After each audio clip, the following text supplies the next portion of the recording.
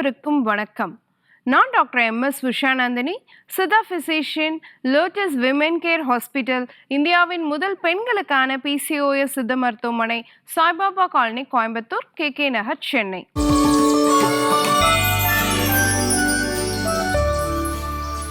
இனியவை என்ற நிகழ்ச்சியில தொடர்ந்து நம்ம பெண்கள் சார்ந்த பல ஆரோக்கிய குறிப்புகளை பார்த்துட்டு பாருங்க.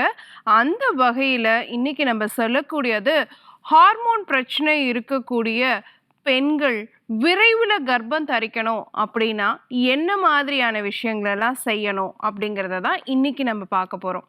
ஏன்னா இன்னைக்கு சித்த மருத்துவத்தை பொறுத்த வரைக்கும் கருத்தரிக்காத பெண்களை எப்படி சொல்கிறோன்னா மலடு அப்படின்னு சொல்கிறோம். இதை நம்ம நூல்களில் எப்படி சித்தர் பெருமக்கள் சொல்லியிருக்காங்கன்னா ஆண் மலடு பெண் மலடு அப்படின்னு சொல்லியிருக்காங்க. இதில் சித்தர் பெருமக்கள் திரும்ப திரும்ப எல்லா இடத்துலையும் உறுதியாக சொல்லக்கூடிய ஒரு விஷயம் என்ன அப்படின்னு பார்த்தீங்கன்னா, பெண் மலடை கண்டிப்பாக குணப்படுத்த முடியும் அப்படிங்கிறது தான் அவர்களுடைய ஆழமான கருத்தாக இருக்கு. ஸோ கண்டிப்பாக பெண்களுக்கு குழந்தை பாக்கியம் தள்ளி போகுது அப்படிங்கிற பொழுது ஆண்களை காட்டிலும் பெண்களுக்கு விரைவாக குணப்படுத்த முடியும் அப்படிங்கிறத சித்தர் பெருமக்கள் அவர்களுடைய நூல்களில் திரும்ப திரும்ப வலியுறுத்திக்கிட்டே வந்திருக்காங்க. இன்னைக்கு இருக்கக்கூடிய பெண்கள் கருத்தரிக்காம போறதுக்கு என்ன எல்லாங்க காரணமா இருக்கலாம் அப்படின்னு கேட்டிங்கன்னா, ஒன்று கருமுட்டை ரொம்ப கூடுதலாக இருந்தாலும் சரி, இல்லை ரொம்ப குறைவாக இருந்தாலும் சரி, அதே மாதிரி அந்த கருப்பையோடைய உள்சுவர் தடிமன் ரொம்ப கூடுதலாக இருந்தாலும் சரி, இல்லை ரொம்ப குறைவாக இருந்தாலும் சரி, ஹார்மோன்களுடைய சுரப்பு ரொம்ப கூடுதலாக இருந்தாலும் சரி, இல்லை குறைவாக இருந்தாலும் சரி, அதே மாதிரி கருக்குழாய்களில் ஏதாவது அடைப்பு இருக்கும் பட்சத்தில் ஃபெலோப்பியன் டியூபல் பிளாக் அப்படின்னு நம்ம சொல்கிறோம் இல்லைங்களா, அதே மாதிரி கருப்பையில் ஏதாவது கட்டிகள் இருந்தாலும் சரி, இல்லை நமக்கு கருப்பை வலுவில்லாமல் இருக்குது, அது முழுமையாக அந்த குழந்தையை தாங்கக்கூடிய சக்தி இல்லாமல் இருக்குது, இப்படிங்கிற மாதிரி பல காரணங்களை நம்ம சொல்கிறோம்.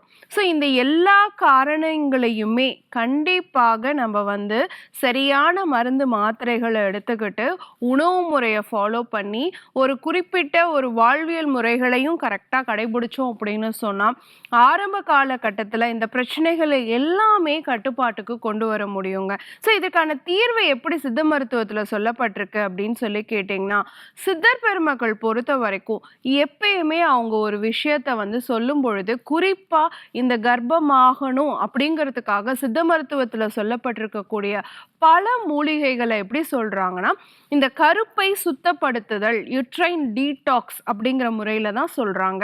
அப்போது கருப்பையை சுத்தப்படுத்தி விரைவில் கர்ப்பம் தரிக்கணும், ஹார்மோன் பிரச்சனைகளையும் சீர் செய்யணும் அப்படிங்கிறதுக்காக அவங்க அந்த தலைக்கு முழுகின அந்த 3 நாட்கள் அப்படின்னு சொல்கிறாங்க. அப்போது அந்த 3 நாட்கள் அப்படின்னு அவங்க சொல்கிறது பீரியட்ஸான ஃபர்ஸ்ட் 3 டேஸை தான் அவங்க எல்லா நாட்கள்லையுமே எல்லா வேலைகள்லையுமே இன்சிஸ்ட் பண்ணுறாங்க.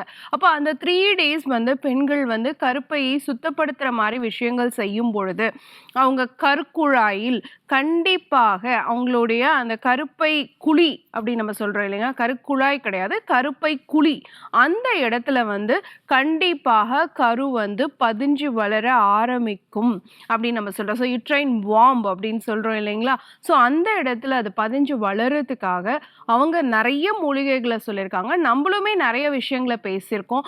அரசங்கொழுந்து சொல்லியிருக்கேன், பொன்னாவரை விதைகள் சொல்லியிருக்கேன். அதே வரிசையில் இன்னைக்கு நான் சொல்லக்கூடிய இன்னொரு மூலிகை பார்த்தீங்க அப்படின்னு சொன்னால் வல்லாரை. ஸோ நார்மலாக இன்றைக்கி நமக்கு ஒரு அவேர்னஸ் இருக்குது, வல்லாரை கீரையை நம்ம இன்றைக்கி சமைச்சே சாப்பிட்டுக்கிட்டு வரோம். ஆனால் அந்த பீரியட்ஸான 3 to 5 டேஸ் காலையில் வல்லாரையுடைய இலைச்சாறு ஒரு 20 ml எடுத்து அதோட ஒரு 1/2 ஸ்பூன் சீரக பொடியை கலந்து பீரியட்ஸான 5 டேஸும் காலையில் எம்டி ஸ்டொமக்கில் எடுத்துகிட்டு வரலாம். இது கருப்பை சுத்தமாகிறதோடு சேர்த்து கரு நல்லா பதிஞ்சு வளர்கிறதுக்கும் வாய்ப்புள்ளதாக அமைச்சு கொடுக்கும். இது சித்தர் பெருமக்கள் என்ன சொல்கிறாங்க அப்படின்னு சொல்லி கேட்டிங்கன்னா, வல்லாரை இலையினை மருவு கற்பமாய்க்கொள் எல்லா பிணிகளும் இல்லையாம் மெய்யினில் அப்படின்னு சொல்றாங்க. அப்போ வல்லாரைக்கீரையை எப்படி சாப்பிடணுமோ அந்த முறைப்படி நம்ம தகுதியான முறையில் பதனப்படுத்தி தகுந்த முறையில் நம்ம எடுத்துக்கிட்டோம் அப்படின்னு சொன்னா உடல்ல இருக்கக்கூடிய எல்லா பிணிகளும் தீரும் அப்படின்னு சொல்றாங்க. இன்னைக்கு நவீன அறிவியல் முறையில வல்லாரைக்கீரையை சென்டலா ஏஷியாட்டிகா அப்படின்னு சொல்றோம் இல்லைங்களா, இந்த கீரைக்கான ஆய்வில் இப்போ ஒரு கருமுட்டையோடைய வளர்ச்சி இருக்குன்னு வச்சுக்கோங்களேன், அதை 3 லெவலில் நம்ம பார்ப்போம்.